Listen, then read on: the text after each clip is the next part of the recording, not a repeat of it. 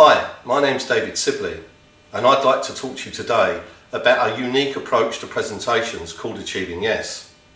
It's designed exactly to do that, to get the audience on your side and achieve the result of yes. In our research regarding presentations, we find a number of common errors. You've all heard the expression death by PowerPoint. This is because when somebody starts a presentation, they tend to put down their ideas in a very left brain approach list. And this becomes a list of bullet points. The worst thing you could ever do is stand there and read that bullet point list out to your audience. Because the speed that they can read the slide and the speed that you can speak it is actually not in harmony. Your audience will read several points on the slide and then very quickly switch off. And this certainly won't get the result of yes. So when you create a slide, have a strong, powerful image, have the words that you want to speak in the speaker's notes on your lectern, and be very concise and get the audience to have their focus on you. Often when people construct presentations, they'll say, oh, but this is a technical presentation and it's all about actually communicating as much information as possible to the audience. So you give the audience what I would call an information dump. Often that's very much related to bullet points, but it's literally standing there giving the audience one fact after the other.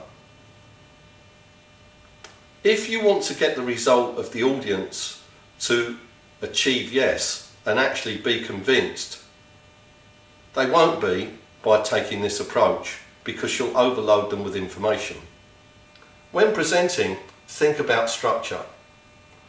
Think about having a strong opening and setting the scene and really convincing the audience about the journey that you're going to take them on and what you want them to do. The middle part of the presentation is all about the journey. It's taking the audience from where they are now to perhaps where you want the audience to be and how you can make that journey work for them. And finally, you need to bring all of that information together and summarise it so the audience can be very much on your side throughout that presentation. Often when people are presenting, they run out of time. This is generally because they don't rehearse, and certainly if they have multiple presenters, they don't rehearse with each other. If there is Q&A in your presentation, then leave the audience at least a third of the total time to interact with you. When people present, it's about taking the audience on a journey. That journey is made up of logic and it's made up of emotion. In terms of logic, you need clear supporting evidence, case studies and facts to back up your argument. Think about a lawyer that's going to close a trial. But also, there's the emotional highs and the emotional low points throughout that journey. This needs to be paid special attention and to work in harmony with the logic. So when you're presenting, make sure that you take the audience on both journeys, logical and emotional, but also have clear supporting evidence for your case. When presenting, use powerful visual aids. You've all heard the expression, a picture paints 1,000 words. So while the audience may look at a picture, they'll be focused on the words that you're going to say, and they'll be making the link between the two. When presenting, often people don't come to a natural close. This is absolutely critical whether you're presenting to a large audience, maybe a sales force that you want to get on your side, maybe a customer that you want to convince about your product or services, or whether you're presenting a business case. It's all about having a strong natural close and making the next steps very clear. In our research, we've interviewed people regarding many presentations, why they won or maybe why they lost.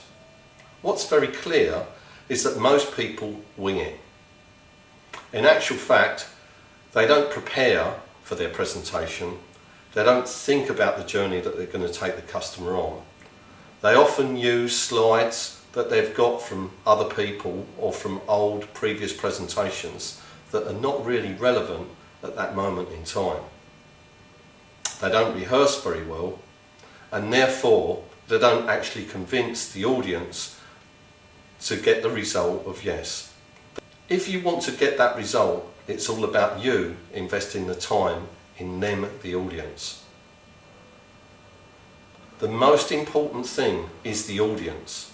So give your audience the courtesy. Don't wing it. Be well prepared. Be focused completely on the audience. Even talk to some of the audience before you present to find out what interests them. Because it's all about convincing your audience to achieve yes.